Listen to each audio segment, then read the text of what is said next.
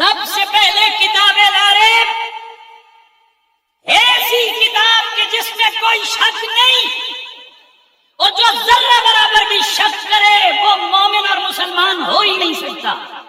جو قرآن کے اندر شک کرے اس کے جہنمی اور کافر ہونے میں کوئی شک نہیں ہے۔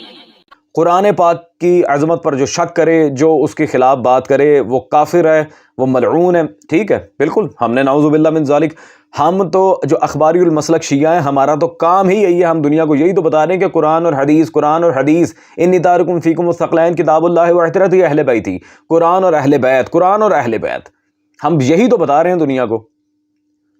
فرق صرف اتنا کہ آپ نام قرآن و حدیث کا لیتے ہیں، تقلید ابو حنیفہ کی کرتے ہیں۔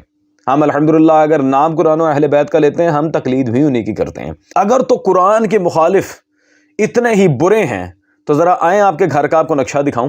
یہ فتاوی قاضی خان مطبوعہ بیروت میرے پاس موجود ہے، جلد نمبر 3 میں صفحہ نمبر 305 پہ، نعوذ باللہ من ذالک، یہ عبارت ہم پہلے بھی پیش کر چکے ہیں لیکن پھر بھی تبرکاً آپ کے سامنے دوبارہ پیش کر رہا ہوں۔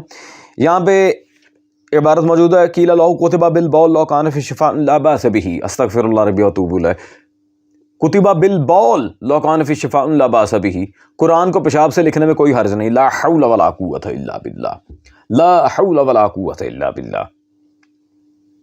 سامعین گرامی قدر، قرآن کو پیشاب سے لکھنا جائز ہے، نعوذ باللہ من ذالک، اور یہ عبارت کوئی غیر مفتبی عبارت نہیں ہے، اس پہ باقاعدہ احناف کا عمل موجود ہے، ان کا فتویٰ موجود ہے، یہ مفتبی قول ہے۔ اب جو علم اصول فقہ پڑھے ہیں وہ یہ جانتے ہیں کہ مفتبی قول کسے کہتے ہیں۔ خیر، یعنی کہ یہ ان کی مقبول چیز ہے، نعوذ باللہ من ذالک۔